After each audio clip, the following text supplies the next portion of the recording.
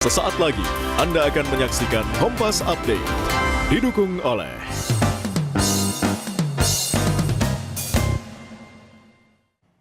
Anda menyaksikan Kompas Update bersama saya, Jihan Novita.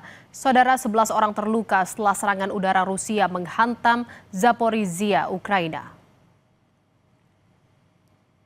Sebuah bangunan perumahan hancur usai dihantam serangan udara Rusia pada Senin, waktu setempat. Petugas penyelamat berjibaku membersihkan puing-puing bangunan di lokasi yang terkena serangan. Serangan ini terjadi usai Angkatan Udara Ukraina menyebut Rusia menembakkan 149 pesawat tak berawak semalam, dengan 131 diantaranya dinetralkan dan 16 lainnya menyerang sasaran mereka.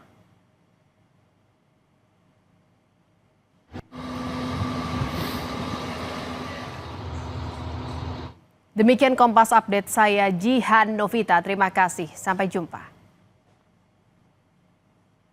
Terima kasih Anda telah menyaksikan Kompas Update. Didukung oleh